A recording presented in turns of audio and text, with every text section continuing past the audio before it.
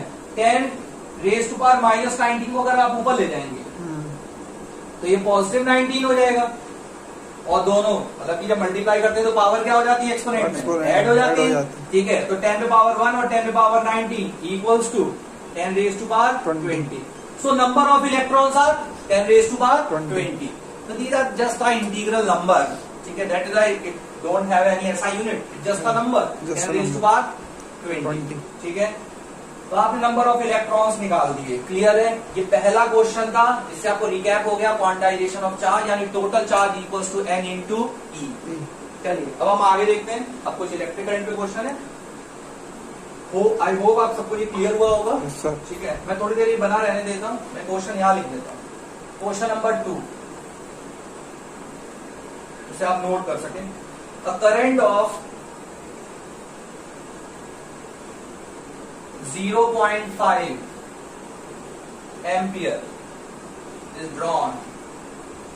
एक सर्किट के थ्रू कितना करंट जा रहा है 0.5 एम्पियर। ठीक है, drawn by a filament of bulb for 20 minutes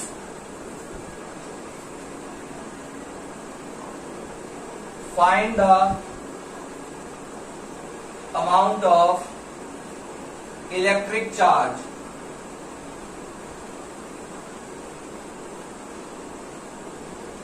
that flows through the circuit.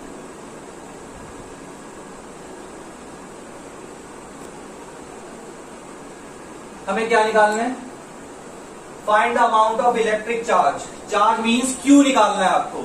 ठीक है, जो सर्किट के थ्रू फ्लो हो रहा है। टाइम आपके पास कितना है 20 मिनट। अब मैं रब कर दे रहा हूं, ये जो भी डेटा है वो यहां लिख लें।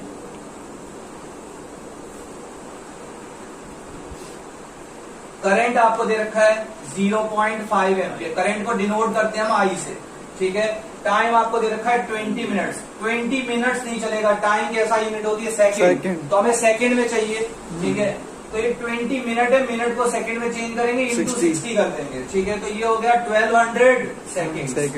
क्लियर है, आपको चार्ज निकालना है। क्या निकालना है चार्ज। आई का फॉर्मूला क्या होता है, I equals to Q upon T. ठीक है, इस क्वेश्चन में आपको निकालना क्या था, क्यू निकालना है। क्लियर है, क्यू तो नहीं दे रखा आपको, क्यू ही निकालना है। So Q equals to I T. Current है 0.5, टाइम है 1200, सो 600। 1200 इंटू 0.5, 0.5 मीन्स आधा, 1200 का आधा, 1200 का आधा क्या होगा 600। ठीक है, अब मैंने 600 लिख दिया। चार्ज की बताइए ऐसा यूनिट होगी या नहीं होगी, होगी। चार्ज की ऐसा यूनिट क्या थी भाई एम्पियर। अरे करंट की ऐसा यूनिट एम्पियर होती है, चार्ज की ऐसा यूनिट क्या होगी कूलम। ठीक है, कूलम को हम डिनोट करते हैं सी से, तो 600 कूलम। चार्ज कितना है 600 कूलम। क्लियर है, तो ये था क्वेश्चन नंबर 2। इसके बाद आप देखेंगे क्वेश्चन नंबर 3 और एक दो क्वेश्चन में पोटेंशियल डिफरेंस के भी करवा दूंगा आपको। 20 coulomb of charge, 20 coulomb of charge flow through any cross section of a conductor in 10 seconds. What is the current flowing? What is the current flowing through the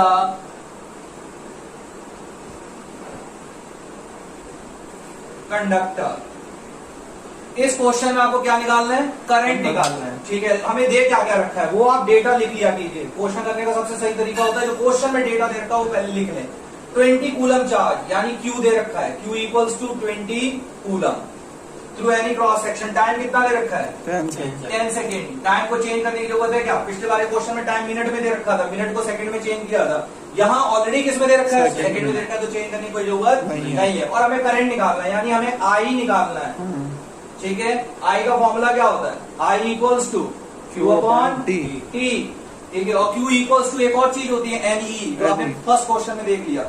ठीक है, so Q equals to 20 coulomb, time equals to 10 second, coulomb and second, 10 to the 20, 2 coulomb per second means 2 ampere, 1 coulomb per second equals to 1 ampere, 2 coulomb per second equals to 2 ampere, because SI unit of current is ampere, so we should show current in ampere. Clear है? Sir.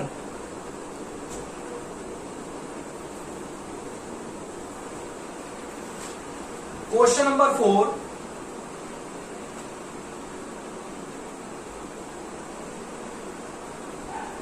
If the charge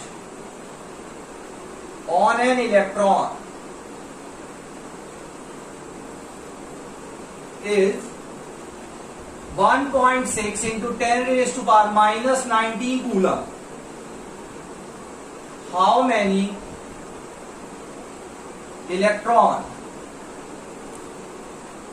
एक electron का charge दे दिया आपसे, number of electron पूछ रहे हैं। How many electron should pass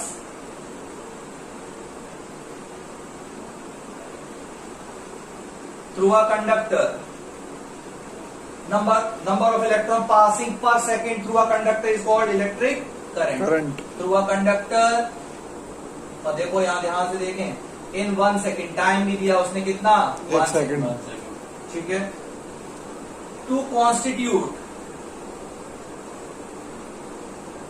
1 ampere current, ये भी दे दिया, करंट भी दे दिया। अब देखो, और आपसे नंबर ऑफ इलेक्ट्रॉन पूछ रहे हैं। करंट क्या है? मैं इसको रब कर दे रहा हूं।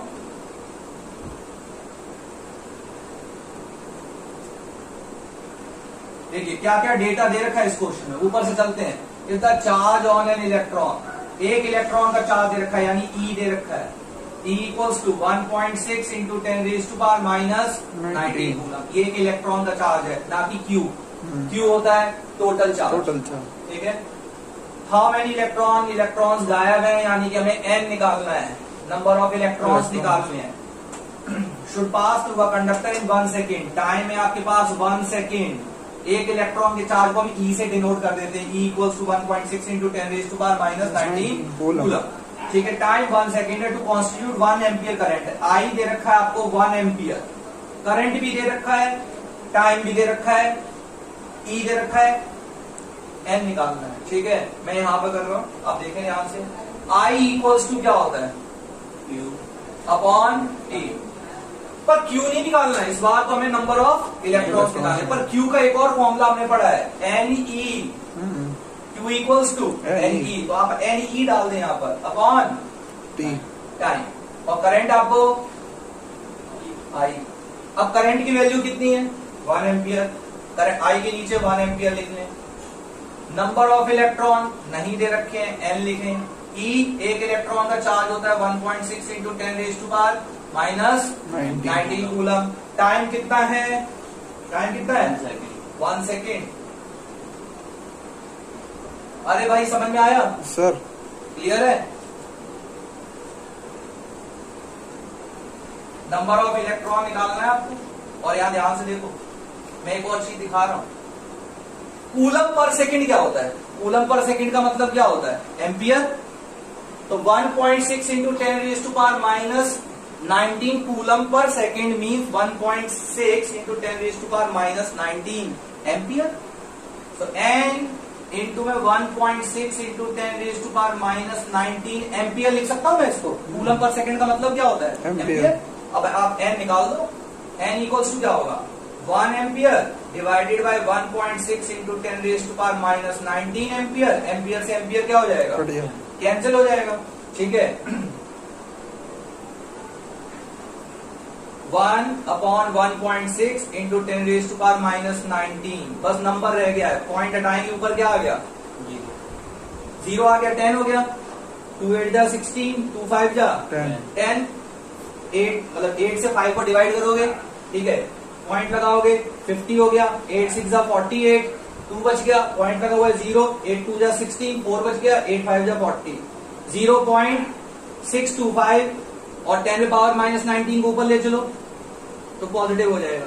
तो 0.625 into 10 raise to power 19 electrons. ठीक है, और इसको अगर आप 0 को शिफ्ट करते हैं यहां पर तो 6.25 into 10 raise to power 18 electrons. तो ये आपने इलेक्ट्रॉन्स निकाल दिए। क्या मेरी बात समझ में आई? ठीक है, तो ये थे इलेक्ट्रिक करंट पे क्वेश्चन। ऐसे ही क्वेश्चन आ सकते हैं इलेक्ट्रिक करंट पे, इससे ज्यादा कोई क्वेश्चन नहीं आएगा। ठीक है, मैं एक दो क्वेश्चन आपको पोटेंशियल डिफरेंस के करवा देता हूं और आखिरी में आपको 1 कूलम की डेफिनेशन दूंगा और वहीं से ये क्लास खत्म हो जाएगी। ठीक है, तो एक जरा क्वेश्चन कुछ कर लेते हैं पोटेंशियल डिफरेंस पे।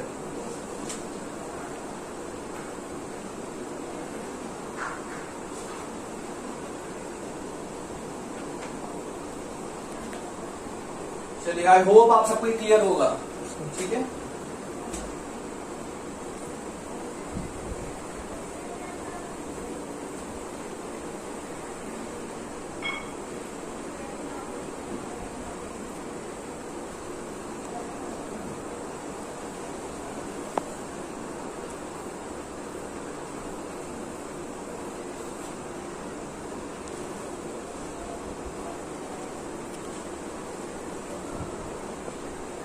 देखिए ये क्वेश्चन है पोटेंशियल डिफरेंस पर। किस पर क्वेश्चन है? Potential difference. पोटेंशियल डिफरेंस के कुछ क्वेश्चन रह गए थे बेटा जी करने को, कुछ हमने एक दो, मैंने एक क्वेश्चन किया था केवल, तो ये पोटेंशियल डिफरेंस पे क्वेश्चन है। Question on potential difference. First question, how much energy is given to each coulomb of charge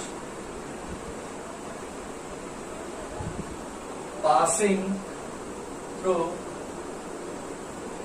a 6-volt battery। देखिए, पोटेंशियल बैटरी क्या काम करती है? बैटरी या सेल एक ऐसा डिवाइस होता है जो पोटेंशियल डिफरेंस मेंटेन करता है।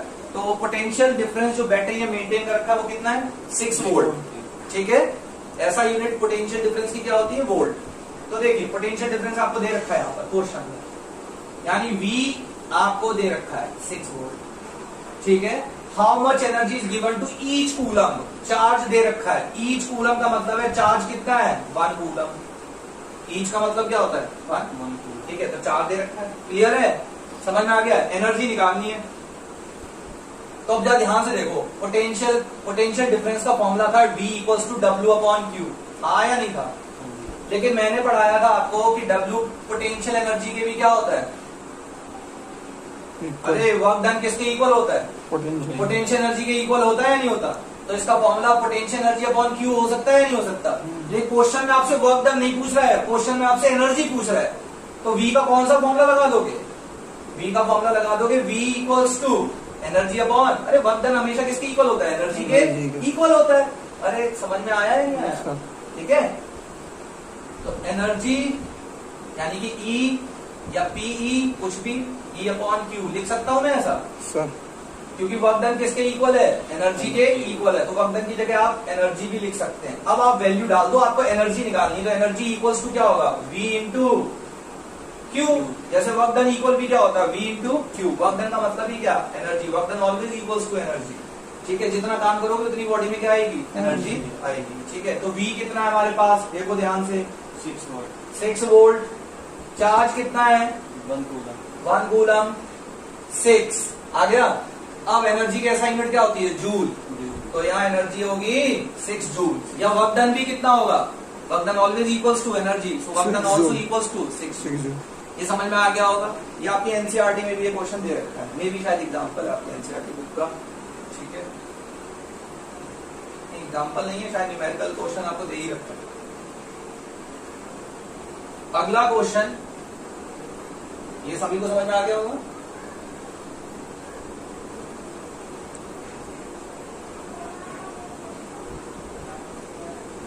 What is the potential difference? अब इस बार पोटेंशियल डिफरेंस यानी V निकालना है आपको। पोटेंशियल डिफरेंस मतलब V between terminals of battery.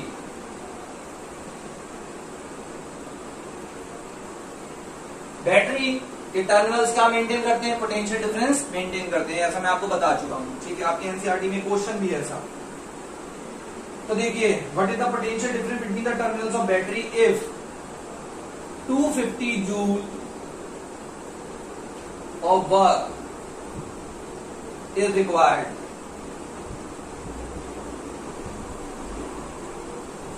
to transfer 20 coulomb of charge from one terminal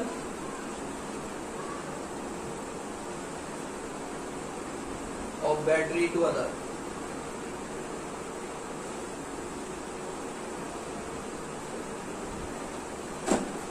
देखिए,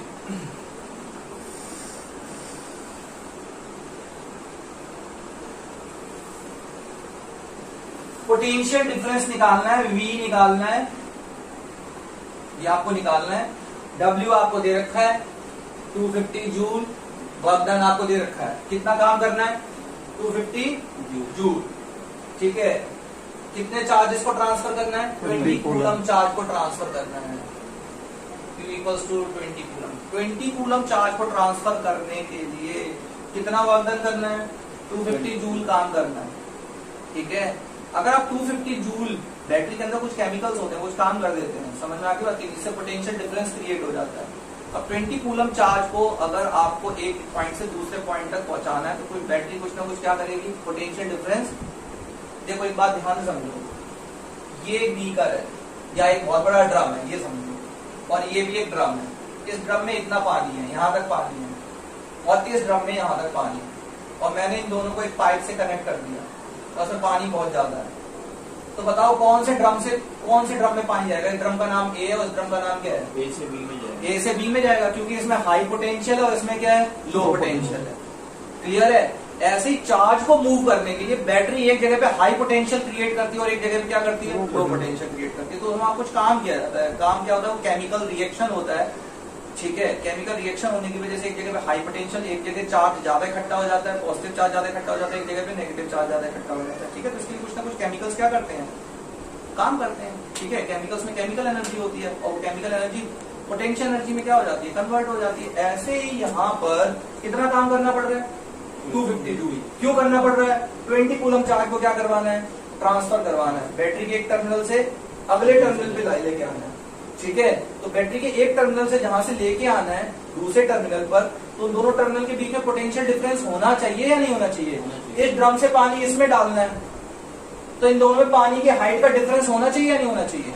अगर दोनों में पानी बराबर होता, यहाँ तक इसमें भी पानी होता और इसमें भी पानी है, तो बताओ क्या इस ड्रम से इस ड्रम में पानी आता, या इस ड्रम से इस ड्रम में पानी जाता, नहीं जाता, ठीक है। तो चार्ज को भी ट्रांसफर होने के लिए किसकी जरूरत होती है, पोटेंशियल डिफरेंस की जरूरत होती है। जैसे हम वाटर लेवल डिफरेंस की जरूरत है, एक जगह से दूसरी जगह वाटर ट्रांसफर करते हैं। चलिए फिलहाल पोटेंशियल डिफरेंस निकालना है, तो V equals to W upon Q। W कितना है 250 जूल, चार्ज कितना है 20 coulomb, cancel, 12.5 joule per coulomb. Joule per coulomb equals to volt, so it is equals to 12.5 volt. I hope आपको ये क्लियर होगा, ठीक है। तो यहां से पोटेंशियल डिफरेंस के क्वेश्चन भी खत्म हो गए, ठीक। इसके बाद बस चलते चलते आप देखेंगे 1 कूलम की डेफिनेशन, ठीक है। आइए फिर से एक बार इलेक्ट्रिक करंट पे वापस आते हैं। इलेक्ट्रिक करंट क्या होता है, देखिए आपको इससे रिकैप भी हो जाएगा। I equals to Q upon T, ठीक है। चार्ज Q इक्वल्स टू क्या होगा, Q के कई फॉर्मूले देख लिया आपने, Q का आपने एक फॉर्मूला NE देख लिया, अब आप Q का एक फॉर्मूला एक और देख सकते हैं, IT देख सकते हैं, नहीं देख सकते। अब हमें चार्ज की SI यूनिट क्या होती है, कूलम, हमें 1 कूलम लेके आना है। 1 कूलम कब आएगा, जब करंट कितना होगा 1 एम्पियर और टाइम भी कितना है 1 सेकेंड। अरे भाई 1 कूलम, अगर मुझे करंट 1 एम्पियर लेके आना था तो 1 एम्पियर इक्वल्स टू क्या होता, 1 कूलम पर सेकेंड। तो 1 कूलम इक्वल्स टू क्या होगा, 1 एम्पियर इंटू 1 सेकेंड, सिंपल है, क्लियर है। तो अब 1 कूलम की हम डेफिनेशन दे देते हैं, इसी पर बेस्ड डेफिनेशन देंगे जो हमने यहाँ डिराइव कर लिया है। तो 1 कूलम क्या होता होगा, 1 कूलम चार्ज, ये डेफिनेशन देंगे। 1 coulomb charge that quantity of charge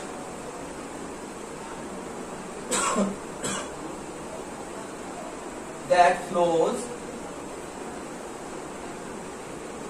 through circuit। Charge किसके थ्रू फ्लो हो रहा है, सर्किट के थ्रू फ्लो हो रहा है। when 1 एम्पियर करंट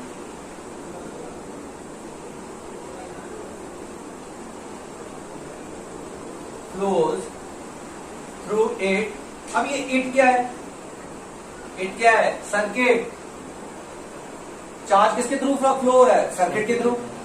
तो 1 कूलम चार्ज कब फ्लो होता है किसी सर्किट के थ्रू, जब 1 एम्पियर करंट फ्लो होता है किसके थ्रू, सर्किट के थ्रू, कितने सेकंड में, थ्रू इट इन 1 सेकेंड। फिर से देख लें, 1 coulomb charge that quantity of charge that flow through circuit, through the circuit,